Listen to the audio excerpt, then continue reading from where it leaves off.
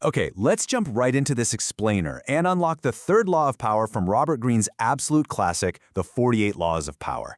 Today, we're zeroing in on Law 3, concealing your intentions. Look, if you've ever felt like people just read you way too easily, or maybe you just want to decode the hidden strategies that history's heaviest hitters used to navigate crazy power dynamics, well, you're in the right place. We're going to break down real historical strategies, how to use decoys, and the honestly mesmerizing power of smokescreens.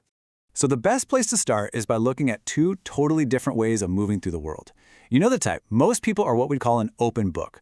They just spill whatever they're feeling, blurt out their opinions, and literally broadcast their plans to everyone because, well, it's just human nature. It feels easy.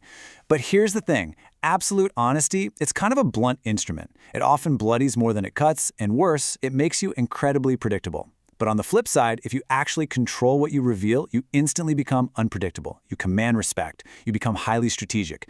Power just isn't going to accrue to someone who can't create that aura of unpredictability. Which brings us right to this brilliant piece of advice. Keep people off balance and in the dark by never revealing the purpose behind your actions. It's super straightforward, right? But it's also profoundly effective. Just think about it for a second. If your enemies, or honestly, even just your everyday competitors, have absolutely no clue what you're actually up to, they literally cannot prepare a defense against you. If you guide them far enough down the wrong path and wrap them in enough smoke, by the time they finally realize your true intentions, man, it is way too late for them to stop you. All right, really quickly, here's our roadmap for today's explainer. We're going to cover the power of concealment, then hit decoys and red herrings, touch on the art of false sincerity, and then really get into creating a smokescreen and the specific types of smokescreens you can use. Finally, we'll wrap it all up with the reversal, embracing deception. Okay, Section 1, the power of concealment. The illusionist's reveal. To really pull off concealing your intentions, you have to wrap your head around a pretty basic quirk of human nature.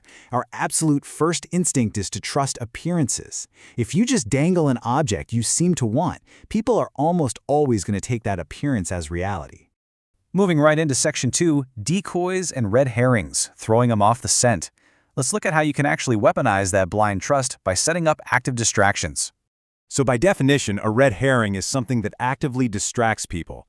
You throw your targets completely off your scent by dangling a totally fake object of desire, or maybe you loudly support a cause that you actually couldn't care less about. By talking endlessly about desires and goals, just, not your actual ones, you're basically killing three birds with one stone. You come off as super friendly, you perfectly hide your real plans, and you send your rivals off on these massive, time-wasting wild goose chases. A truly perfect historical example of this is a young Otto von Bismarck back in 1850. At the time, Germany was totally fractured, and Austria was this massive powerhouse next door keeping them weak. Literally everyone knew Bismarck was this fiery patriot who desperately wanted to unite Germany and go to war with Austria. The catch? The Prussian military was absolutely not ready for a fight. So what does he do? Right at the absolute peak of war fever, Bismarck stands up in Parliament and delivers this incredibly passionate speech defending Austria and arguing completely against the war. And it worked. The entire country was totally fooled. Other politicians were so confused by this that they actually changed their votes and war was averted. The king was so thrilled with Bismarck's quote-unquote peaceful stance that he actually promoted him to cabinet minister. And from that brand new seat of power, Bismarck quietly built up the military and eventually led the exact war against Austria he'd been secretly plotting all along. He literally used a red herring to grab the power he needed.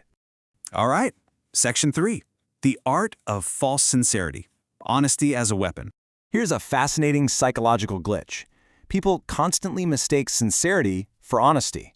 Because we all so desperately want to believe that the people around us are telling the truth, we almost never see through a perfectly acted, sincere delivery. The absolute best deceivers actually hide their ruthless qualities by loudly preaching strong moral values in public. If you build up a reputation for being super honest in one visible area of your life, it acts as this giant decoy to hide all your strategic moves behind the scenes. In this context, honesty isn't really a virtue. It's literally just another weapon in your arsenal. Okay, Section 4, creating a smoke screen, the passive art of lulling.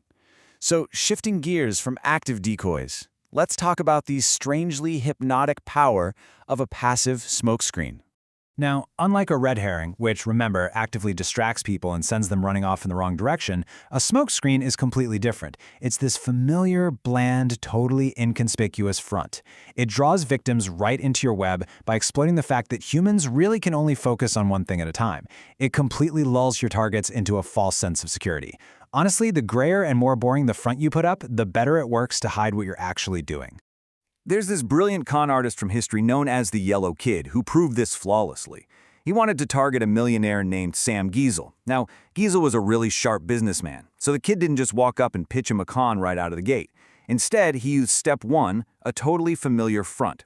He offered Giesel a highly profitable, completely normal real estate deal on a hunting lodge. Step 2, he completely occupied Giesel's mind with this pending deal and the promise of easy money. And then comes step 3, the slippery slope. Right when Giesel was entirely fixated on the real estate deal, the kid casually mentioned a fake, rigged boxing match on the side. Giesel was so blinded by the perfectly normal smokescreen of the business deal that he literally bet $35,000 on the fight, completely missing the fact that the boxer was incredibly out of shape. The boxer fakes his own death in the ring, Giesel literally runs away to avoid a murder charge, and the Yellow Kid just walks away with the cash. That whole initial business deal, it was literally just smoke. We see a crazy historical parallel to this with Haile Selassie. He used the super flattering smokescreen of an honorary banquet to quietly take out a powerful Ethiopian warlord named Balcha. So Balcha shows up to this thing with 10,000 armed men, completely expecting a trap. But Selassie just plays the perfect, humble host, throwing this incredibly lavish dinner totally dedicated to honoring Balcha. So Balcha starts feeling completely in control, totally lulled into a false sense of security by this familiar, flattering setup. But here is the wild part. While Balcha is sitting there eating and drinking, Selassie's agents are literally 3 miles away, quietly buying up the weapons of Balcha's entire army with baskets of gold. Selassie entirely dismantled his enemy without firing a single shot, all while hiding behind the incredibly boring smokescreen of a dinner party. Which brings us to Section 5, Types of Smokescreens, 4 Methods of Deception. Now that we've seen the theory in action, let's break down the actual types of smokescreens you can deploy yourself. There are roughly 4 distinct psychological tools here. First up is the unreadable exterior. Think about Henry Kissinger's perfectly flat, monotonous voice, or FDR's famously blank poker face. By practicing this totally bland behavior, you give people 0 readable patterns, which is incredibly frustrating for opponents. Second is the noble gesture.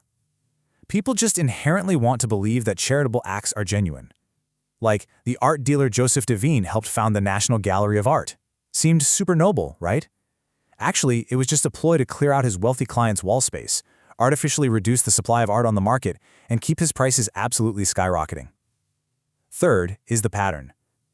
This is where you establish an expected behavior, like a businessman who keeps rolling over and letting himself get bought out, right up until the exact moment his rivals relax, and then boom, he stages a massive hostile takeover. And finally, number 4, the seamless blend. This is classic Cold War spy stuff. They wore the right suits, went to the right Ivy League schools, and blended into the old boy network so perfectly that absolutely no one suspected a thing. But okay, all of this brings us to a really fascinating question, and it's probably one you're asking yourself right now.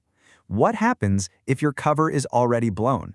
Like, how on earth do you conceal your intentions when everyone around you already knows you're a master manipulator? Well, that brings us right to Section 6, the reversal. Embracing deception, the honest rogue. Look, in the complex world of power dynamics, if you already have a reputation for being a bit cunning, trying to play the innocent, naive card is a massive liability. People will see right through it. So what do you do instead? You become what Robert Greene calls the honest rogue. The legendary showman P.T. Barnum figured this out perfectly.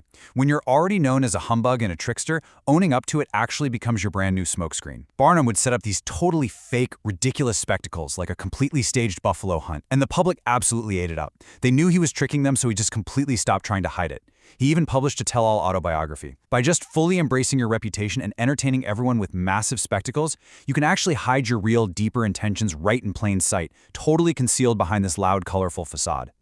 So ultimately, the absolute most powerful people practice their most extraordinary, game-changing actions safely hidden behind a bland, totally familiar exterior. They aren't out there waving their arms and shouting their master plans from the rooftops. They are quietly building empires while everyone else is completely distracted by the decoy. Okay, if you found this deep dive into the third law of power valuable, definitely hit that like button and subscribe for more strategic explainers. And before you go, I want to leave you with a final, provocative thought for today. Take a look in the mirror. What are your daily appearances currently hiding from the rest of the world? Really think about it. We'll see you in the next explainer.